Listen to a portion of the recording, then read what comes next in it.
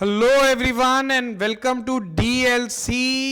मैं हूं दिगंत चौधरी और मैं आपका देवशीष लॉ क्लासेस के प्लेटफॉर्म पे बहुत बहुत स्वागत करता हूं। We are continuing with our previous year question series और जो टॉपिक है आज का वो है contract act, transfer of property act, negotiable act और स्पेसिफिक लीव एक्ट। आपको पता होगा कि पीवाईक्यू सीरीज का सिग्निफिकेंस क्या है। पीवाईक्यू सीरीज का सिग्निफिकेंस ये है, number one, you will get to know about the exam कि all India exam bar examination what they are all about. Number two, you will be able to know कि किस subject की particular preparation में क्या चीज़ें important है। Like concept based problems are important या फिर मेमोराइज करने वाली चीज़ें इंपॉर्टेंट हैं अपनी कॉन्स्टिट्यूशन में। कॉन्ट्रैक्ट वगैरह में जो जिस टाइप की प्रॉब्लम आती है वो आती है प्रॉब्लम बेस्ड। प्रॉब्लम बेस्ड यानी जहाँ पे लंबा लंबा आपको क्वेश्चंस लिख के देंगे, they will give you long questions, they will give you a practical scenario on from there you have to get your answers. तो हर सब्जेक्ट की आस्क या फिर preparation is completely different from the other one. ये आपको सिर्फ PYQ लगाने से ही आएगा। तीसरी, आप अपनी एक्यूरेसी बढ़ा सकते हैं। चौथी, अपनी कंसेप्चुअल क्लैरिटी कर सकते हैं। On this platform, the quality of PYQ which we are providing, we are trying to give you for the very first time all of those aspects. हम आपको ये भी बताएंगे कि अंदर क्वेश्चन में दिया क्या है, उसके अगल बगल की चीज़ें क्या हैं, what are things which are related to that particular questions, how to eliminate the answers and how to reach the right answers through the BEAR Act, through the Open BEAR Act exercise। वो मैं सब कुछ आपको रोज़ यहाँ पे करा के दे रहा हूँ।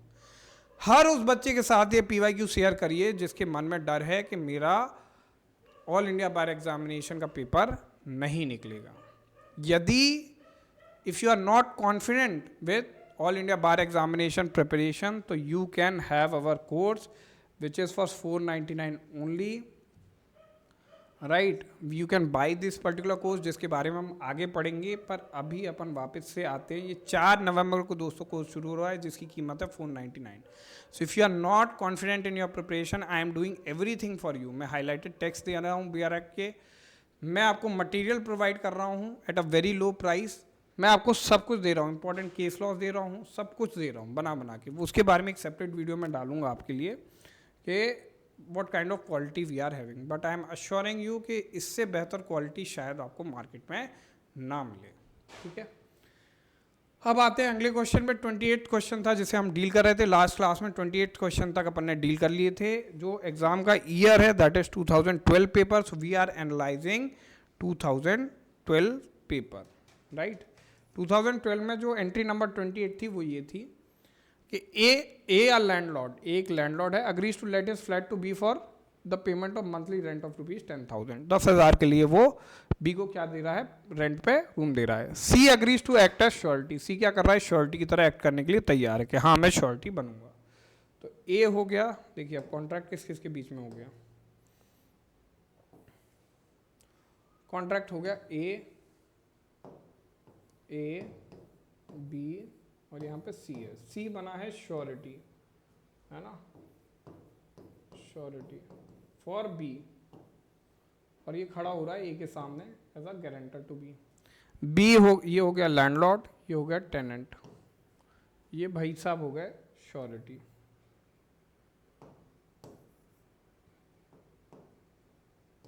ये हो गया श्योरिटी। तो landlord, tenant, surety, A B C, ये रिलेशनशिप हो गया। आपको भी जब भी सॉल्व करना है तो ऐसे ही सॉल्व करना है। For any default by B in payment of the rent, ठीक है। B is facing a sudden financial crisis and a few days before rent is due informs A that he might not be able to pay the rent from January on time. A immediately calls C and asks him to pay the rent for January as C has guaranteed B's payment of rent. Is C liable to pay rent for January? यानी ये कह रहे हैं in anticipation of breach of contract, section 39 of the Indian contract act की बात कर रहे हैं कि यहाँ पे अब जो ब्रीच है वो एंटिसिपेटेड है और उस ब्रीच के बारे में इन्फॉर्म कर दिया। अभी पहले ही सही कह रहा है कि आने वाले महीने में मैं पैसे नहीं दे पाऊंगा। क्या जो लैंडलॉर्ड है वो अभी से श्योरिटी को बोल सकता है, अभी ब्रीच हुआ नहीं है, ब्रीच होने वाला है, क्या वो अभी से श्योरिटी को बोल सकता है कि आप अभी से मुझे पैसे दे दीजिए क्योंकि आने वाले महीने में ये बंदा आपको पैसे नहीं देगा जिसके लिए आप श्योरिटी खड़े थे. Can he do that? C is liable to pay rent for January because C has guaranteed it and A is not required to seek the rent beforehand from B. C is liable to pay the rent from January because B has defaulted and A can now proceed against the surety. अब इसने लिख दिया past tense में defaulted. Default हो गया क्या? नहीं, default होने वाला है.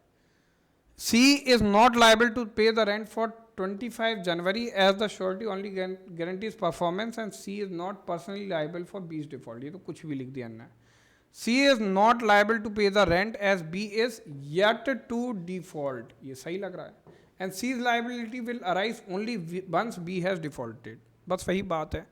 ये क्या डिफॉल्ट हो चुका है? नहीं, डिफॉल्ट अभी नहीं हुआ है, डिफॉल्ट होने वाला है. तो 4 इज द राइट आंसर. ठीक है, आगे बढ़ते हैं. C is liable to pay the rent for January as B is in financial trouble and unable to pay the rent and C has agreed to be the surety for B's performance. C क्या है? liable है पे करने की. rent for January, जनवरी में rent पे करने के C क्या है? liable है. as B is in financial trouble and unable to pay the rent and C has agreed to be surety for B's performance. नहीं, अपन को पता है फोर्थ आंसर सही है, इसके आगे पढ़ने की जरूरत नहीं है. Which of the following statement regarding the examination of title to immovable property is least accurate? least accurate हुआ है, यानी incorrect statement अपन को ढूंढना है. Which of the following statement regarding examination of title, title मतलब मालिकाना हक, ownership is what they are referring to immovable property is least accurate? Examination of title to immovable property covers information available in public records but not in private records. अब ये public record क्या होते हैं, private record क्या होते हैं? Public document और private document के तौर पे आप उसे देख सकते हैं which is provided under section 75 of the Indian evidence act. 75 76 में दिया है प्राइवेट रिकॉर्ड और पब्लिक डॉक्यूमेंट. पब्लिक डॉक्यूमेंट और प्राइवेट डॉक्यूमेंट क्या होते हैं, तो उनकी डेफिनेशन इंडियन एविडेंस एक्ट में, भारतीय साक्ष्य अधिनियम में दी गई है. जो नए एक्ट हैं उनके पर्टिकुलर सेक्शंस आपको अभी याद करने की जरूरत नहीं है. जो आप 5 साल से पढ़ रहे हैं, do remember those sections. Examination of title to immovable property usually begins with the preparation of an abstract of title. कुछ भी लिख देते हैं ये लोग, abstract of title. Examination of title to immovable property involves reviewing past debt, trust and other encumbrances on the property. ठीक है. Examination of title to immovable property seeks to reveal any defect in the title. ठीक है. Examination of title to immovable property aims to ascertain whether the title has passed correctly to each new owner. अब ये तो ठीक है. अब यहाँ पे आपको टाइटल पता कैसे चलेगा? Examination of title to immovable property covers information available in public record but not in private record. अगर आप सेक्शन 3 पढ़ेंगे of transfer of property act, transfer of property act, तो यहां पे in the transfer of property act हो क्या रहा है? In the transfer of property act under section 3 क्या हो रहा है? एसेंशियली यहाँ पे एक टर्मिनोलॉजी है which is called as notice. Notice के अंदर जब आप डेफिनेशन में जाएंगे तो वहां पे आपको पता चलेगा when a purchaser will be deem to have notice of immovable property. और उसे कब नोटिस होगा?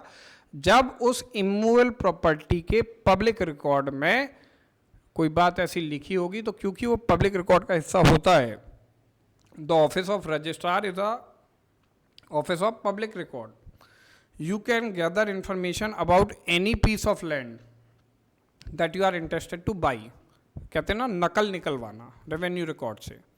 So you can get the copy of every land record from the revenue department. You are going to purchase some property. A person is claiming that I am the owner of that property. You can simply go to the public record and see if he is actually the owner. तो वही इस बारे में बात करी गई है. That is the reason. So clause 1 is correct, but the answer you will get from here. Notice की डेफिनेशन में जाएंगे. In the definition of notice under transfer property act sub clause 3 interpretation clause में notice की definition में इससे related पूरी बात answer आपको मिल जाएगा. Which of the following statement regarding the parties to deed arising out of the transfer of property is the most accurate? देखिए कितने गंदे सवाल हैं ये. Whenever you hear these kinds of questions, you just want to do something to them, right? Paper फाड़ के फेंकने का मन करता है कि ऐसे ही least accurate, most accurate directly नहीं बोल सकते कि करेक्ट क्या है, इनकरेक्ट क्या है. लीस्ट एक्यूरेट बताओ इसमें से और मोस्ट एक्यूरेट बताओ. Which of the following statement is the most accurate? Both parties to such deed need to be competent to the contract. ठीक है. A minor cannot be a party to such a deed. Which of the following party statement regarding the parties to the deed arising out of the transfer of property is the most accurate? क्या transfer upon एक minor को नहीं कर सकते? बिल्कुल कर सकते हैं. तो ये तो सही नहीं है. अब minor cannot be a party to such deed. Both parties to such a deed need to be competent to contract. ये भी जरूरी नहीं है. अगर आप किसी को ट्रांसफर कर रहे हो, you can even transfer the property to an unknown person. Is he competent to contract? He is not competent to contract. वो माइनर भी है, बिल्कुल वो माइनर. तो क्या उसे ट्रांसफर नहीं कर सकते अपन property? Obviously you can transfer the property. Unlike a deed arising out of a contract, a deed arising out of the transfer of property does not require two parties. ये भी गलत है. सेक्शन 5 में लिखा है इंटर वाइवोस, उसमें लिखा है when a living person transfer to another living person any property. तो सेक्शन 5 का डायरेक्ट वायलेशन कर देगा. सिंगल पार्टी खुद को कैसे भेजेगी? एटलीस्ट कैपेसिटी तो डिफरेंट हो, दो पर्सनस तो हों. To the person on whom any obligation is imposed under such a deed has to be competent to contract. Any obligation is imposed. Most accurate पढ़ते हैं. A person under a disability cannot be party to such a deed. A person under a disability cannot be a party to such a deed. Transfer deed में नहीं आ सकती अगर वो disability से सफ़र कर रही है. यानी सेक्शन 7 या 6, सेक्शन 7 में ही इसका आंसर दिया हुआ है. If he is not entitled to be a transferee to such a contract, if he is not a proper transferee, तो उसके साथ आप कॉन्ट्रैक्ट नहीं कर सकते, उसमें लिखा है. तो ये but he cannot be a party, this is a bit too far fetched. ये कहना तो सही नहीं है. Person on whom the obligation is imposed under such a deed has to be competent to contract. ये ठीक है. अगर कोई ऑब्लिगेशन जैसे माइनर है, in a contract with a minor, the minor will suffer no harm या no disability. अगर आपने माइनर को किसी चीज़ से बाउंड किया है तो he will be entitled to the benefit of that contract, but he will be not bound by the any loss या फिर any, he will be not liable to any compensation या obligation with respect to that particular contract. ये उसमें साफ साफ दिया गया है. सेक्शन 4 आप पे क्लिक कर दो. Age 32 years. एक की एज क्या है? 32 साल. Executes a gift deed to transfer. Execute करता है गिफ्ट डीड, गिफ्ट के थ्रू ट्रांसफर हो रहा है. A plot of land to his daughter B. A transfer कर रहा है प्रॉपर्टी, किसको ट्रांसफर कर रहा है? बी को प्रॉपर्टी ट्रांसफर कर रहा है. Who is 9 years old at that point of time. Gift के थ्रू ए अपनी डॉटर जो कि 9 वर्ष की थी उसको प्रॉपर्टी ट्रांसफर कर रहा है. After 10 years B transfers the plot of land to her cousin C. After 10 years, यानी ये बी कितने की हो गई? अब 19 साल की हो गई. ठीक है. After 10 year B transfers the plot of land to her cousin C. Age 17 years for a discounted price of ₹20,000 only. Does C have a valid title to the property. A ने ट्रांसफर करी gift to daughter B, तो B के पास perfect title हो गया. Who is 9 years old at the time. After 10 years B major हो गई. Transfer plot of land to a cousin C, aged about 17 years for a discounted price of ₹20,000 only. Does C have a valid title. Obviously C has a valid title. क्यों valid title हुआ? क्योंकि इसमें कुछ भी fraudulent या फिर गलत दिख ही नहीं रहा है. C has valid title to the property because both the first and second transfers they are valid transfers as the transfer in both cases were as the transferor in both cases were was competent to contract. बिल्कुल सही. C has valid title to the property because in deeds relating to transfer of property the transferee can be minor. ये भी सही है. Transferee can be minor. Section 7 में ही दे रखा है. Transferee can be minor. C does not have valid title to the property because B was not competent to contract in the second transaction. Obviously B was competent to contract. 9 साल की थी 10 साल बाद. तो ये आंसर आपका गलत हो गया.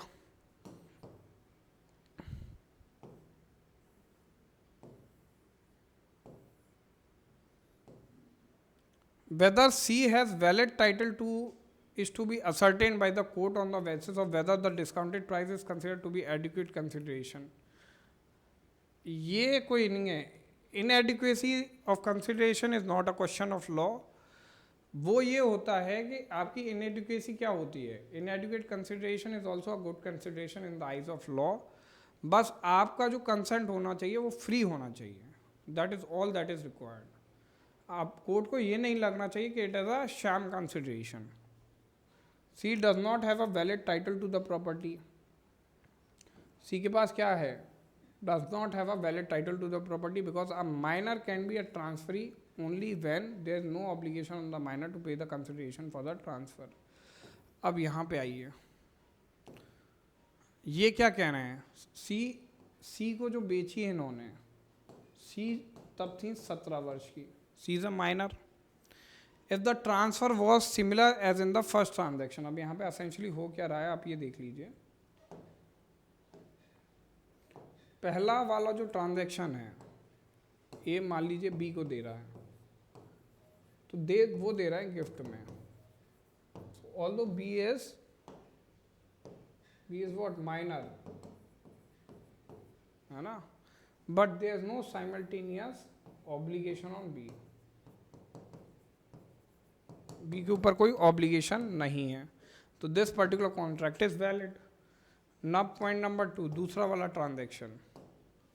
B 19 साल की है, यानी मेजर है 19 years. Major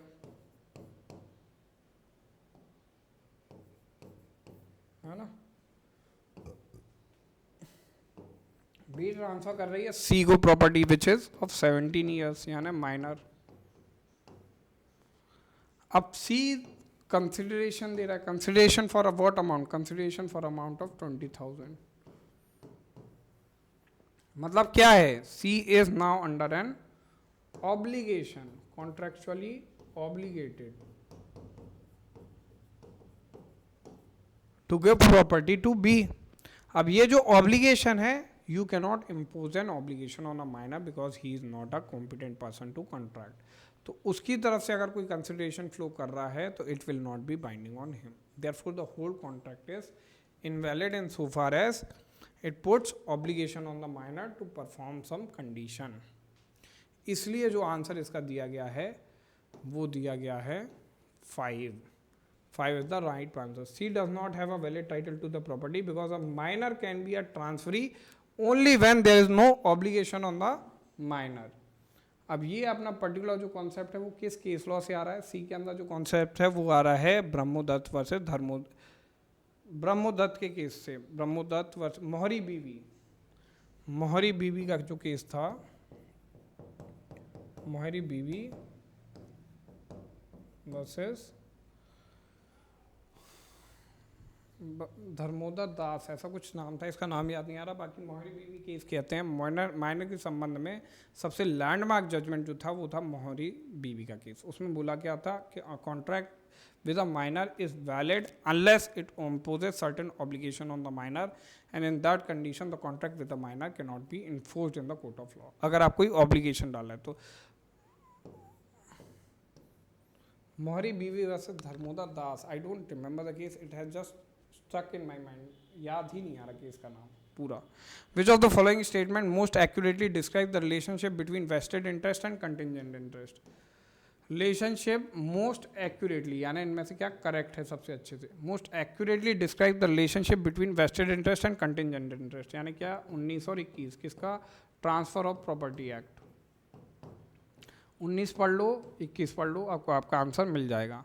with respect to law governing transfer of property in India, contingent interest is a subset of vested interest. Contingent interest subset है वेस्टेड इंटरेस्ट का. वेस्टेड इंटरेस्ट यहाँ है, यहाँ पे कंटिजेंट इंटरेस्ट है. ठीक है, vested interest is the subset of contingent interest. यहाँ पे कंटिजेंट इंटरेस्ट है, यहाँ पे वेस्टेड इंटरेस्ट. ठीक है, a vested interest becomes a contingent interest upon the occurrence of certain contingent events. ये तो गलत ही है. A contingent interest becomes a vested interest upon the occurrence of certain contingent events. ये सही है, ये definition है. This is the definition of contingent interest. अब vested interest is the same as contingent interest, ये एकदम गलत हो गया। अब ये सबसेट अपसेट वाली बातें छोड़ो, ये मोस्ट एक्यूरेट है, तो फोर्थ पे आपका आंसर लगा दो। Which of the following is not a form of mortgage recognised by law governing transfer of property in India? Section 58 of the transfer of property. Mortgage क्या होती है? मॉर्गेज मीन्स गिरवी रखना। whenever you put your immovable property right as a mortgage या as a बंधक या as a गिरवी as in Hindi to the other for a consideration of a loan in order to secure a loan, then as per section 58 that is called a mortgage. There are essentially six kinds of mortgage that are defined under section 58 of the transfer of property act. सबसे पहले आ गई simple mortgage, फिर आ गई conditional mortgage, फिर आ गई English mortgage, फिर आ गई यूसुफैक्टरी mortgage, फिर आ गई एनालॉमस मॉर्गेज और mortgage by deposit of title deeds. तो ये 6 तरह की मॉर्गेज है। यहाँ पे देखते हैं कि कौन सी नहीं है, not a form of mortgage. तो इक्विटेबल मॉर्गेज नहीं है। Mortgage by conditional sale of goods है, यूसुफैक्टरी है, इंग्लिश है, और mortgage by way of deposit of title deeds. तो answer number 2 conditional sale of goods. अच्छा हाँ, इक्विटेबल मॉर्गेज को ही तो बोलते हैं mortgage by deposit of title deeds, इसी को तो बोलते हैं, sorry, mortgage by deposit of title deeds. Equitable mortgage का एक और नाम क्या है?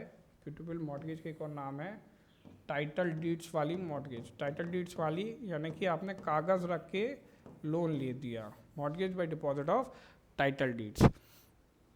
तो कंडीशनल सेल ऑफ गुड्स नहीं है, कंडीशनल मॉर्गेज नाम है उसका। तो यहाँ क्योंकि सेल ऑफ गुड्स इन्हें लिख दिया तो दिस इज रॉन्ग, तो आंसर 2 इसका हो जाएगा। विच one of the following is permitted, मतलब सेक्शन 58 जब आप खोल के देखेंगे तो आपको ये आंसर बेटर समझ में आ जाएगा कि मैं क्या रहा हूँ। Which of one of the following is permitted transfer of property? Transfer of right to civil pension from the government, transfer of easement right, permitted transfer of property, transfer of easement rights, transfer of right to sue for damages, transfer for right to salary of a public officer, transfer to debt owed to a transfer, section 6 of the Transfer of Property Act. What can be transferred and what cannot be transferred? Every property can be transferred except these, और उसमें 11 आपकी list दी गई है, 11 entries दी गई हैं, 11 या 10, जिसमें बताया गया है क्या क्या ट्रांसफ़र नहीं किया जा सकता। तो transfer of right of to civil pension from government, ये तो ट्रांसफर नहीं हो सकता। Transfer of easement right, easements can not be transferred apart from dominant heritage. तो यहाँ पर डोमिनेंट हेरिटेज इनको लिखना जरूरी था, इनने नहीं लिखा, फिर भी इसी आंसर को मोस्ट एक्यूरेट मान लिया।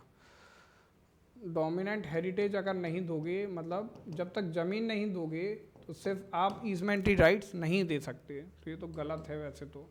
Transfer of right to sue for damages, ये भी नहीं कर सकते, सैलरी भी नहीं कर सकते, debt owed, transfer of debt owed to the transferor, transferor है वो अपना debt, transfer of debt owed to the transferor, ये फिफ्थ पता नहीं क्या लिखा है इन्हें। बाकी ये transfer of easement rights apart from the dominant heritage आप नहीं कर सकते, पर क्योंकि इनने सिर्फ इतना ही लिखा है आधा, तो ये ठीक है, मोस्ट एक्यूरेट है, तो इस पर आप टिक लगा दीजिए। जैसे आप पढ़ेंगे ना उसकी एंट्री, तो आई थिंक एंट्री डी है 6 का डी, उसमें बोला गया है कि an easement can not be transferred apart from the dominant heritage. तो डोमिनेंट हेरिटेज में से अलग करके, मतलब कि ज़मीन से अलग करके उस पर जो अतिचार है वो आप नहीं दे सकते हो। आप you can not transfer easement without transferring the land itself, right. तो which one of the following types of mortgages is foreclosure permissible remedy for non payment of mortgage money within the stipulated time? अब ये क्या रहे, in which of the following kinds of mortgage foreclosure जो है वो permissible है। Foreclosure क्या होता है? देखिए, एक होता है राइट टू रिडेम्पशन, जो दिया है आपके सेक्शन 60 में, राइट टू, ये डायरेक्ट प्रीलिम्स के सवाल हैं। राइट टू रिडेम्पशन कहाँ दिया है? ये दिया है सेक्शन 60, और इसका कोरोलरी या फिर इसका अपोजिट क्या होगा? Right to foreclosure, foreclosure, right to foreclosure, ये दिया सेक्शन 67 में। तो सेक्शन 60 की जो रेमेडी है वो है मॉर्टगेजर के पास, यानी जिसने गिरवी जमीन अपनी रखी है, who is the owner of the actual property but who has put that property as a security for securing a loan.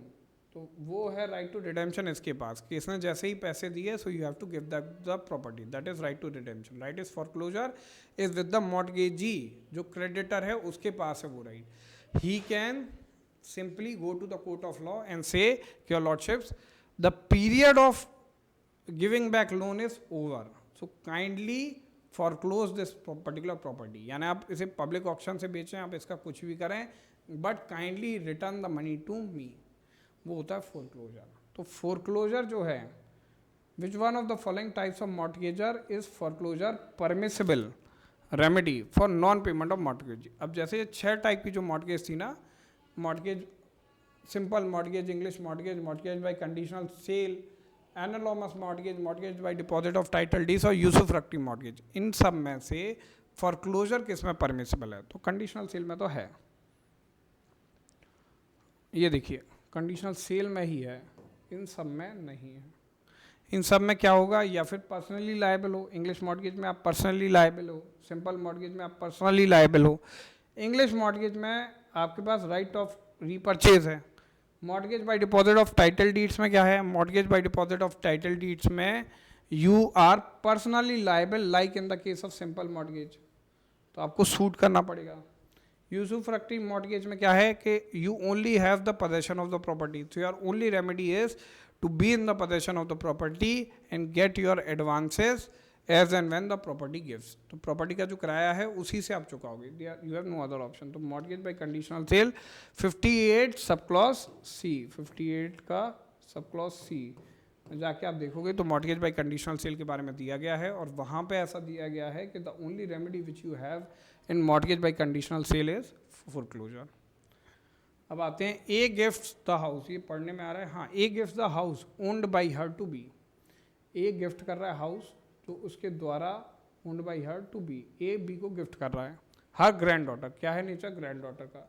Bye providing the registered title deed to the house to B. ठीक है. 2 witnesses attested the registered title deed. Is the gift valid and why? A gift कर रहा है house B को her granddaughter by providing the registered title deeds to the house to B. जो registered title deeds हैं उनका physical possession B को दे रहा है. 2 witnesses attested the registered title deeds. Is the gift valid and why? हम देखते हैं इसको. The gift is valid because principle above does not apply in this case, as A's house is a movable property and only the land on which the house is built is immovable. क्या बकवास एकदम. A's house is movable property, तो पूरा ही गलत हो गया ना. House कैसे मूवेबल हो सकता है? And the land on which the house is built is immovable, तो ये तो पूरा ही गलत हो गया. The gift is valid because while the house is an immovable property, the gift by way of delivery of title deeds is an exception to the rule. The gift is valid because, gift क्या कह रहे हैं ये? valid बता रहे हैं. Because while the house is an immovable property, house तो immovable property है, the gift by way of delivery of title deed is an exception to the rule. बिल्कुल कोई exception नहीं है.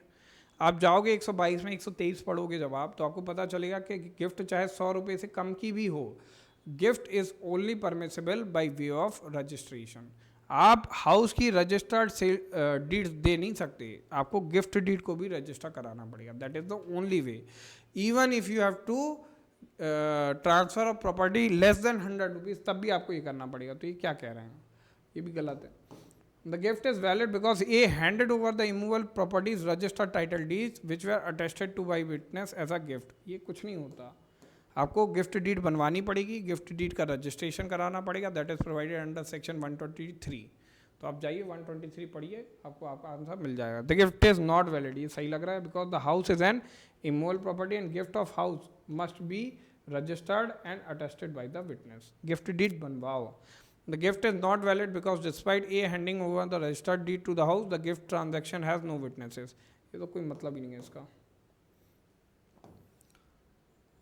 As a general rule, an agreement made without consideration is an agreement made nudum pactum. Nudum pactum. A contract without consideration is no contract at all. As a general rule, an agreement made without consideration is an agreement made without consideration is void. Which of the section 25 पढ़ लो, read with section 10 of what, of Indian contract act.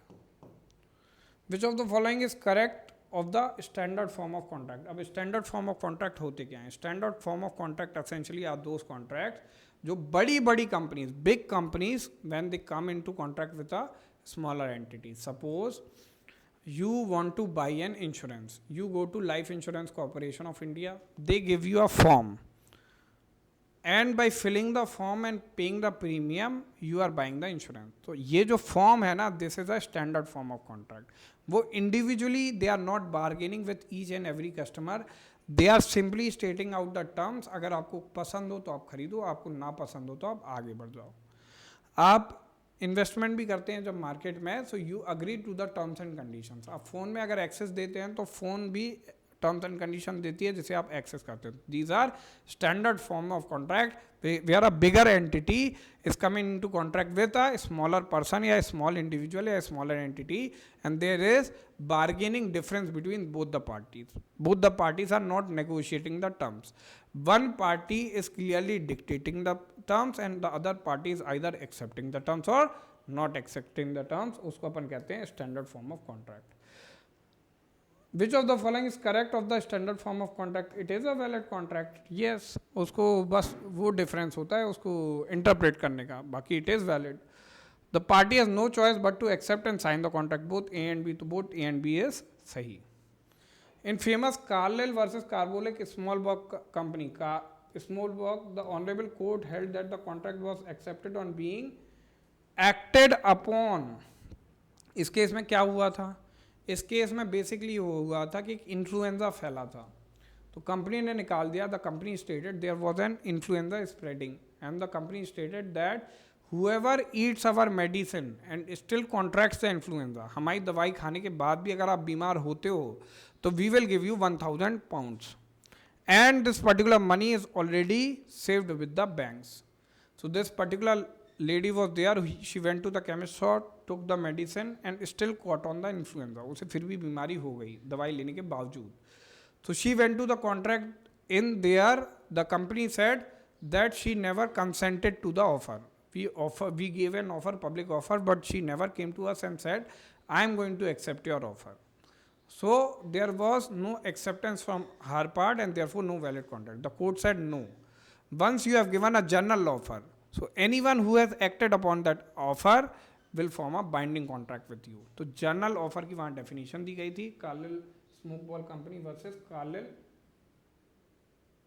versus Carlyle Smoke Ball Corporation. इस वाले case में general offer की definition दी गई थी. It was stated whoever first act with respect to a particular offer forms a binding contract with the person offering. यहाँ acted upon answer सही हो जाएगा. A contingent agreement based on impossible event. Contingent agreement मतलब an agreement where collateral to the transaction it is dependent on some person. जैसे मैंने बोला आई will give you 100 bags of rice if it rains today. Now raining is a contingency which might or might not happen. It is not in your hand. तो A ने B को promise किया कि आई will give you 100 bags of rice if it rains today. ये contingency हो गई. A contingent agreement based on an impossible event under section 33. अब impossible यानी 36 का पैरा नंबर 1. 36 में उन्होंने बोल दिया कि अगर आपने इम्पॉसिबल इवेंट की कंटिजेंसी लगाई, कंटिजेंट एग्रीमेंट किया, then the agreement will be void, not voidable, void. जैसे कि मान लीजिए यू हैव अग्रीड कि if a particular ship comes from England today we will have a binding contract, I will give you the order for a particular factory. ठीक है, अगर ship आ गई तो फिर मैं पर्टिकुलर ऑर्डर दे दूंगा. आई will give you order of 100 bags of wheat. आप मुझे 100 bags of wheat डिलीवर करना. अगर आज शिप आ गई, शिप ऑलरेडी समुद्र में डूब चुकी थी, the ship already sank in the sea, but which both the parties they are unaware of. दोनों पार्टीज को पता नहीं था इस बारे में. तो ऐसे इम्पॉसिबल इवेंट की कंटिजेंसी पे आपने एक अग्रीमेंट कर लिया कि अगर वो शिप आई, शिप आ ही नहीं सकती because ship no longer exists, it already sank and both the parties did not know about this. तो this is an impossible event, ship कभी आ ही नहीं सकती। उसके बेसिस पे आप एक अग्रीमेंट कर रहे हो, इफ दैट शिप कम्स, तो this agreement would be void under section 36। Consensus ad idem, section 13 लिख लो, हमेशा के लिए रट लो। सेक्शन 13 में जो कंसेंट की डेफिनेशन है वो है consensus ad idem. Consensus ad idem का मतलब every party should consent to the agreement in the form in which they understand it and both of them consents to. And if I am saying something, you should consent it with the same meaning to which we have understanding. Meeting of minds upon the same thing in the same sense. Meeting of minds upon the same thing in the same sense. Right? तो ये है इसका मतलब। तो general consensus is, अच्छा all of the above नहीं, answer 1 लिखा है ना, reaching an agreement general consensus. Consensus ad idem means meeting of mind upon the same thing in the same sense. Answer 1 नहीं है इसका आंसर, इसका मोस्ट एक्यूरेट आंसर है आंसर नंबर 3। ठीक है, सेक्शन 13 में भी यही डिफाइंड है। A just in personam means a right against a specific person. अगर जस्ट इन रेम होता तो राइट अगेंस्ट क्या होता, पब्लिक होता। अब इन्हें दिया है स्पेसिफिक पर्सन इन पर्सनम यानी specified person. An agreement to remain unmarried is, an agreement to remain unmarried is void. Agreement in restraint of marriage, agreement of restraint in marriage is void. जो ऐसे agreement है जिससे आपकी marriage पे कोई भी restrain पड़े, दीज आर वॉइड एग्रीमेंट। ये कहाँ दिया है आपका, 26, 27, 28 देख लेना। तो उनमें सभी तरीके की जो वॉइडनेस है उसके बारे में बात करी गई है। सेक्शन 30 वेजर्स को वॉइड करते हैं।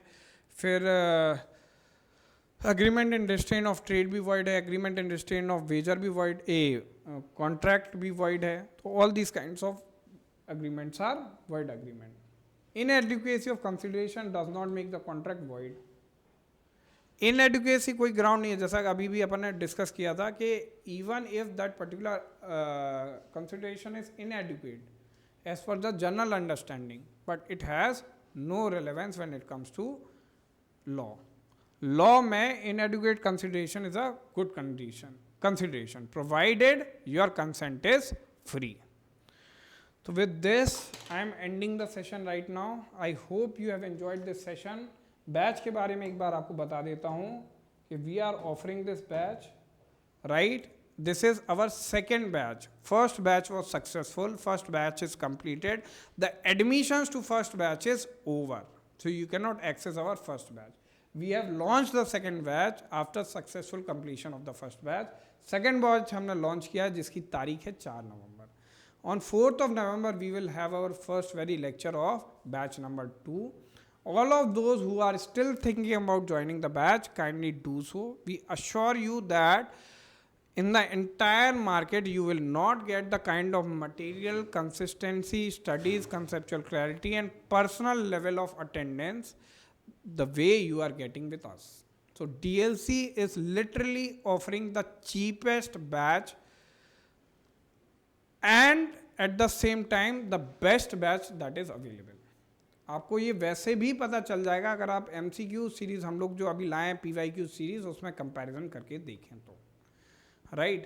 I hope this information was important to you. This particular video is informative to you. ये हमारा नंबर दिया गया है। बैच की जो कोर्स फीस है वो सिर्फ 499 है, जिसमें मैं लाइव 2 घंटे आपको पढ़ाऊंगा, highlighted text of the Barack दूंगा, स्टडी मटेरियल दूंगा, 10 MCQ मॉक टेस्ट सीरीज दूंगा, इतना सब कुछ दूंगा सिर्फ 499 में। 500 रुपये सिर्फ टिकट प्राइस है। आपको जाना है, नीचे दिए गए नंबर पे हमें कॉल करना है and we will get in touch with you. Thank you so much for watching.